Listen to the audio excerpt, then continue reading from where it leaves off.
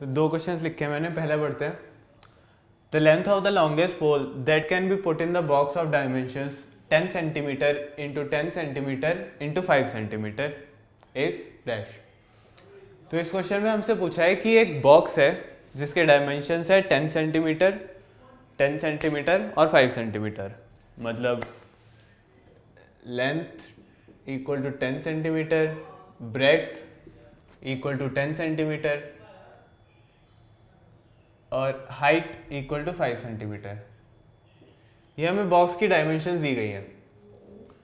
तो हमसे इसमें पूछा है कि इस बॉक्स में एक पोल रखा जाए जो कि सबसे लंबा हो, तो उसकी लेंथ क्या होगी। मतलब सबसे लंबा पोल जो हम इस रूम में फिट कर सकें तो उसकी क्या लेंथ होगी।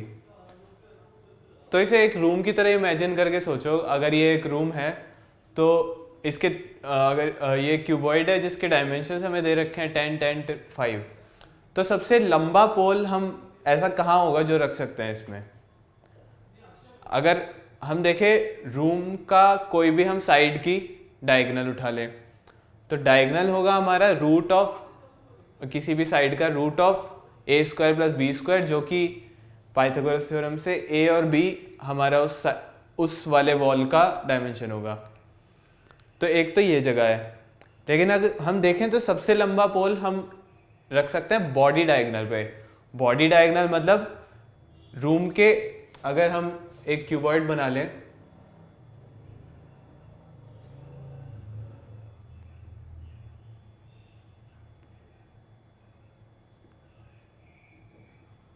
तो अगर हम एक पोल रूम के इस कोने से ऊपर वाले इस कोने तक रखें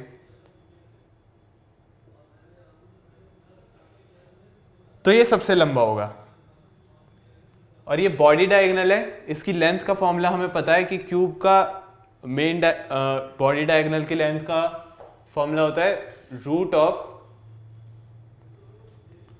L square plus B square plus H square. ये डायगोनल ऑफ द क्यूबॉइड का फॉर्मूला हो गया और यही हमें चाहिए क्योंकि length of the longest pole जो कि हम एक बॉक्स या रूम में फिट कर सकते हैं वो उसके डायगोनल के थ्रू हम रखें तो वो कर सकते हैं। तो ये हम निकालेंगे तो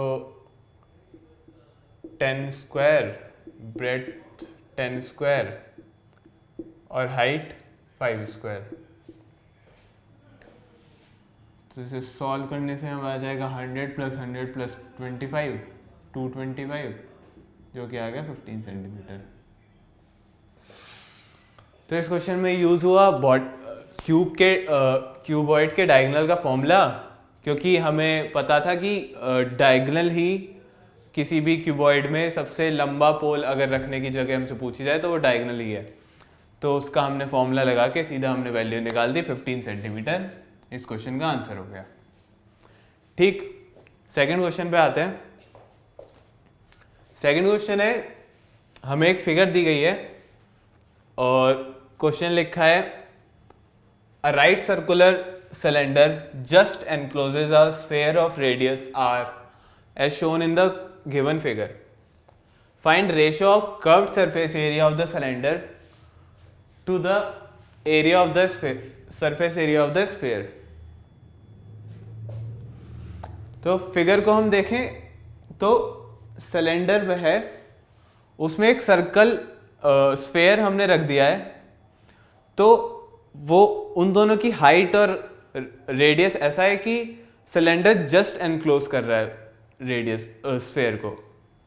तो स्फेयर का रेडियस हमें r गिवन है, तो हमें रेशियो निकालना है जिसमें curve surface area of the cylinder use हो रहा है। तो वो कैसे निकालेंगे। तो हम इस फिगर को ध्यान से देखें तो हमें दिया हुआ है कि सिलेंडर स्फेयर को जस्ट एनक्लोज कर रहा है। जस्ट एनक्लोज का मतलब उसमें और जगह नहीं है।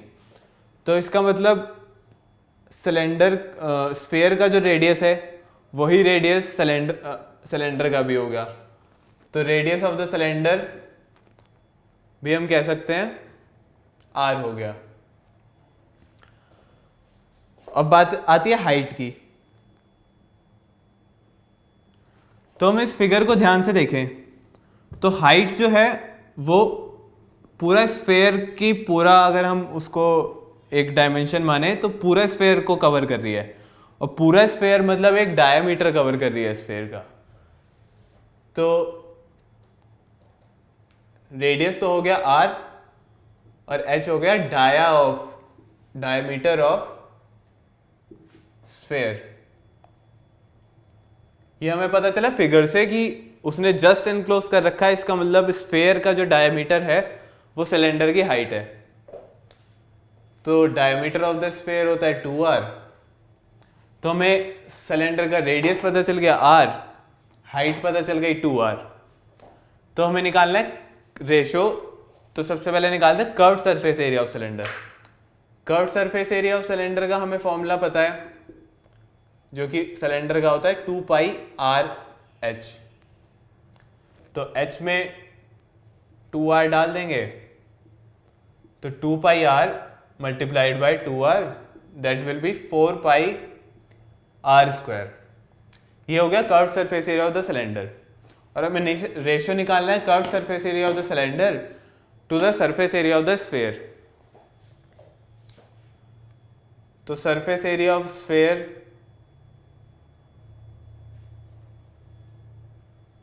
का फॉर्मूला हमें पता है, सिंपल 4 पाई r स्क्वायर। तो इसका curve surface area 4 pi r square आया, इसका surface area 4 pi r square आया। दोनों का रेशो हम निकाल लें तो 4 pi r square divide by 4 pi r square, it will be 1। तो रेशो हो गया 1:1। तो इस क्वेश्चन में हमने सीखा कि अगर हमें सिलेंडर या किसी भी शेप में कोई भी शेप हमें जस्ट एनक्लोज करके दे रखी है, तो हम उसकी फिगर को ध्यान से देख के एक शेप के डायमेंशन से दूसरी शेप के डायमेंशंस निकाल सकते हैं। जैसे कि इसमें हमें स्फेयर के डायमेंशंस दिए गए थे और स्फेयर के डायमेंशंस को यूज करके हमने सिलेंडर के डायमेंशंस निकाल लिए।